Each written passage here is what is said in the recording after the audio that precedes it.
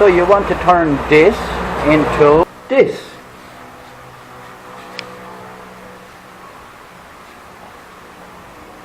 You need a... Hello, welcome to Irish Chippy again. If you haven't subscribed already, please subscribe if you like this video. Today I'm going to make this jointer. It's a jointer jig for table saw. Right? So it runs on a runner, and it you get crooked hockey stick pieces of wood and it straightens them perfectly. So let's make this jig. Today I'm going to show you how I'm going to make this jig for straightening wood or a jointer. Before that, we're making these spare threads for my house, and I have to make 36 of these. We're already after making 8 or 9, but we're making it from rough wood like this, pieces of wood like this, and they're crooked, right? So you look down along, you see how crooked they are. Now what we do is we level both sides in the planer thickness. Or I don't have a jointer, right? And I don't have money for a jointer or room. But we have the reasonably, we'll cut this way at a certain thing. So we bring it down to 47 millimeters on both sides with the thickness. And then I come along with a straight edge and I draw a line on this side, and then I cut it freehand on the saw like this without anything. Now I'm not going to show a video of doing that because lots of DIYers on here are not experienced enough in a saw to do it freehand like that, and you'd be going very close with your hands to it. So the other alternative is to make a template, or to make, sorry, the other alternative is to make a jig. So I'm going to make a jig that runs in this slot, and this piece is clamped onto it, and this piece is clamped here, and it runs in this runner, and it's going to cut it for me. Just an idea I had when I was lying in bed last night, and I'm thinking, oh, you know, I'm spending cutting these by hand, and my hand is close to the saw. I don't feel unsafe, but other people might.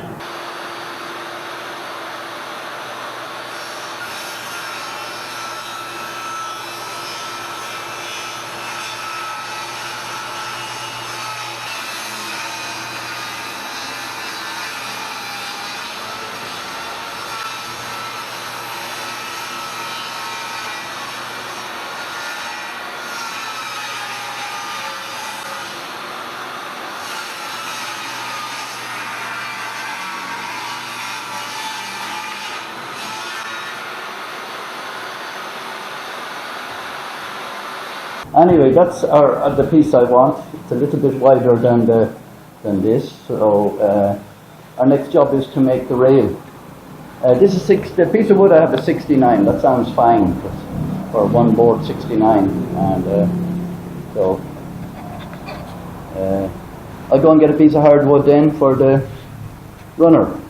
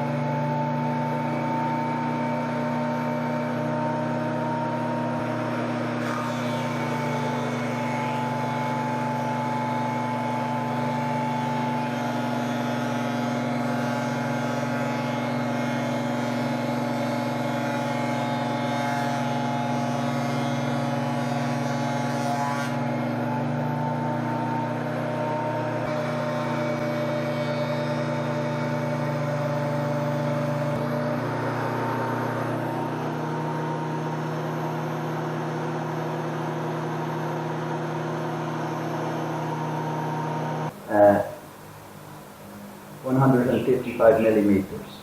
Now I'm going to add 2 more millimeters onto that. Okay?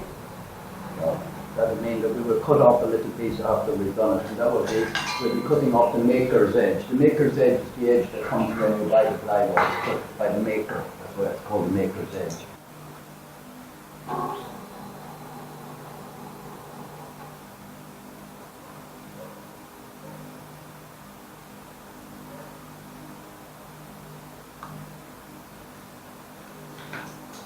Just to be sure.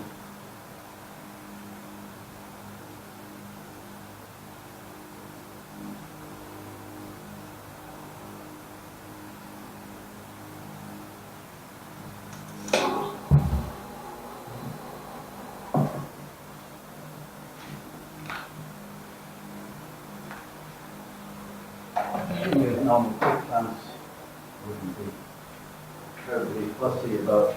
You have to use a longer plant if we're going to put one in the middle, but I'm going to see where my line is first. I'm going to put a quick plant here.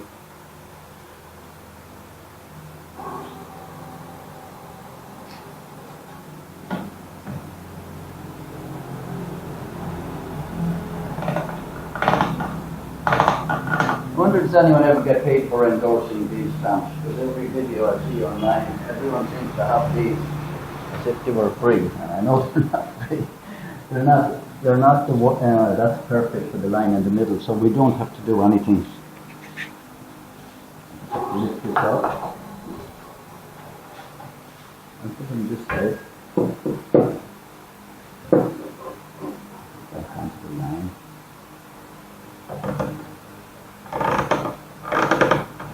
Something underneath that now to make up for the damp.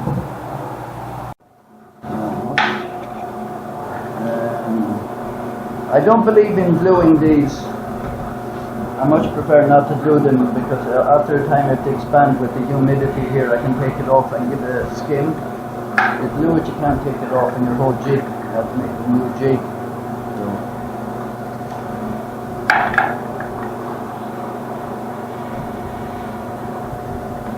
You don't need a drill press for doing this at all, but we have one here and it's easy to use.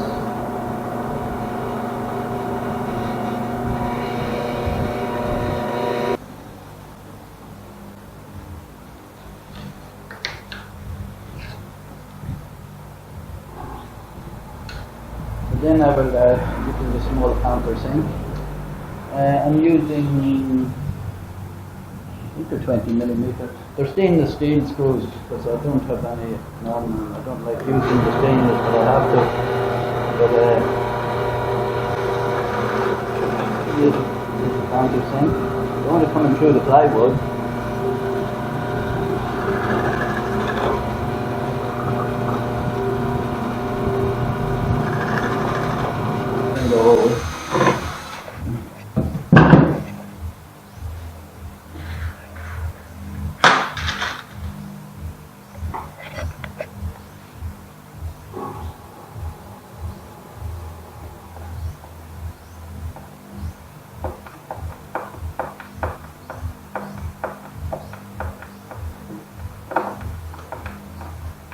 The tendency was always to go for the faster drill for doing something like this, but you should try and resist it sometimes because you might even ring the screw or over tighten it.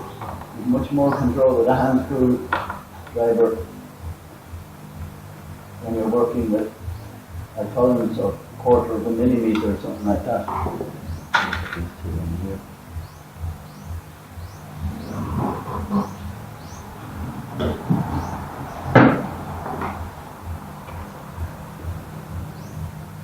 So as I said, we're not going to glue them, and see, because this could end up being tight. If this ends up being tight, you can't even sand it there. So mine's clean. And I've made jigs here before, and after a few months, even though they were covered in sand and seal, they expanded.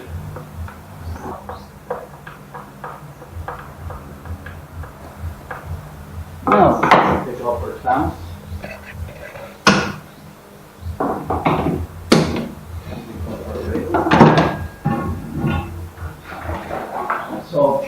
now is Japanese hose, not that one. I don't need to be that fine. Ryoba. Ryoba or Ryuba. Depends on her.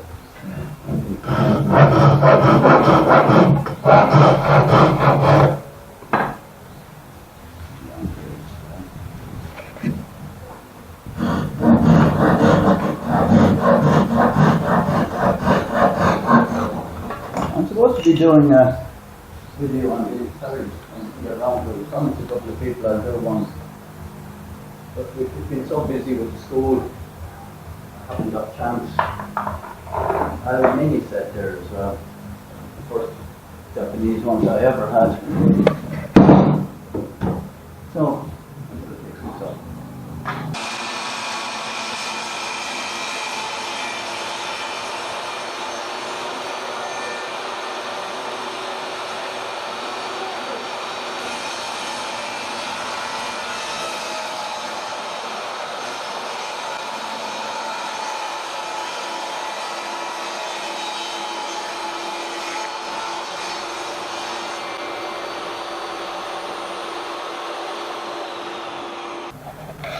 Okay, now I'll give a slight adjustment and put a little bit of this homemade wax on it, and we'll see how it goes then.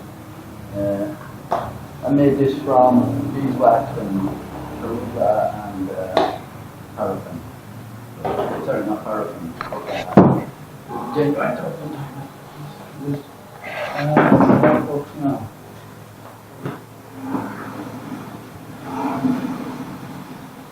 Yeah, that looks much better now. It's a bit big. It's really a two-man one. I might run the saw, run through the saw again. Run it through the saw again. And then we're going to, that's it, finished. Except for the clamping. And everyone's going to have their own idea how to do the clamping. Okay, now we have, we've cut our pieces of aluminium. I've changed the way, I'm not going to knock it off there. For the simple reason is that when the block of wood is up on top of it, I'd rather this can clamp either this way or this way. Mostly it'll be this way, this is the stronger way. That we'd be clamping against the railing rather than clamping against the wood to pull this off the wood. I'm gluing these in because I'm only left with 1/4 of an inch, and even if I put a bolt and one on the other side, I have nearly nothing left. So these are going to be put in with epoxy. So I'll be leaving it a little bit loose. I'm not saying rough, well it'll be a little bit rough. So the epoxy, we'll rough this up with the angle grinder or something, scrape it off so that it will adheres better. And then for coming out here we have a shorter piece. I need to be able to take these off because I need to be able to slide them back in because I need to use them there. I've only got 2 of them and I have 4 places. So this is not as deep. This is 13 millimeters deep. This is 8 millimeters deep, I think, or thereabouts. So I'm going to proceed to route out these. Then we'll stick them in overnight with epoxy and make sure no epoxy gets in here in the channel. You'll get out in the morning. Then because it's evening time now, so be ready for working tomorrow. I'm using slow setting adhesive. When you're using your router, use a mask and use eyewear always, even cameraman as well, growNglow.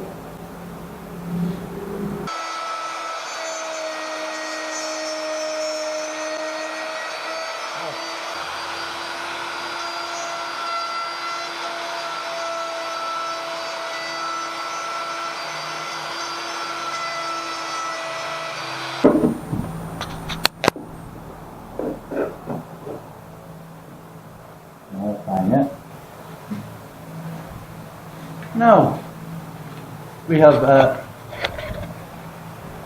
all the trenches dug out nice and rough. We roughed up the edges of these and we're going to epoxy them and then leave them overnight. And we have 10 minutes to do all that. It's 10 minutes to. So I'll be doing it on my own if I'm not.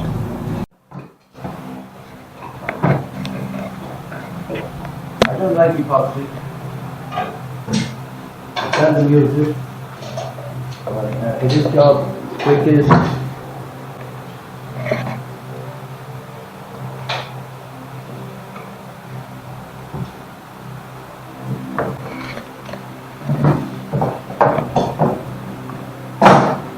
going to clamp them down. That should squeeze the epoxy against all faces of it, especially the sides. The sides is going to be the strongest part, I think. You know, I've tried this the other way around before.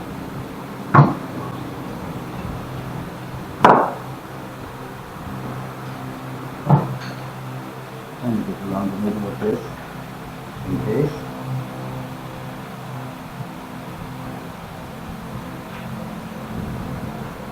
Now, I'm going to put a block of wood here and a block of wood there, and I'm going to clamp it down.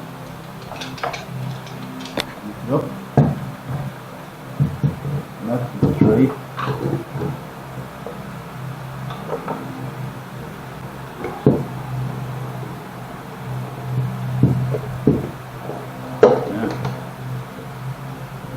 Let's see what we're doing.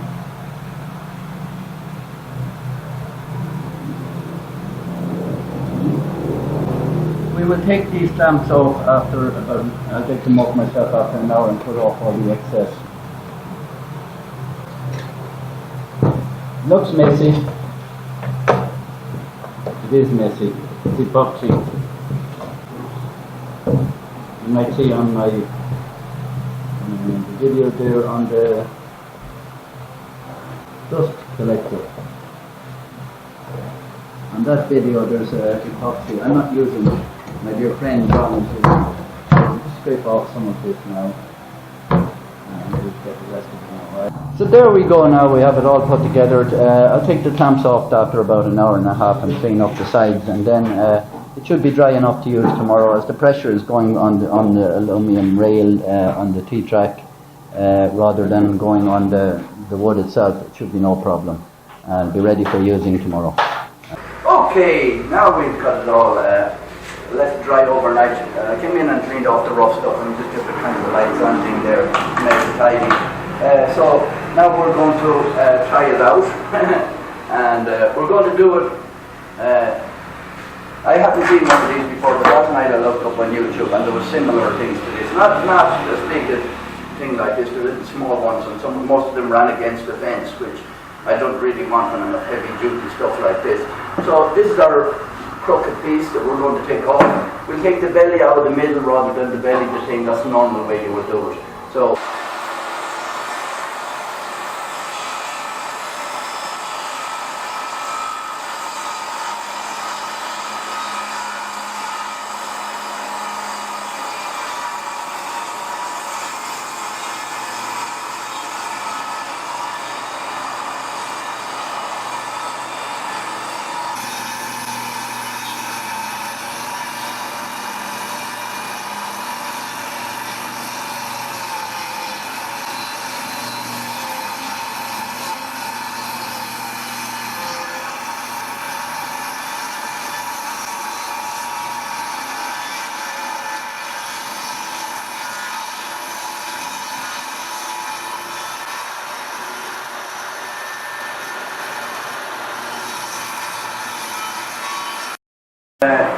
if you like this video or any of my videos, please click the subscribe button. It's up there and it's down there and it's everywhere.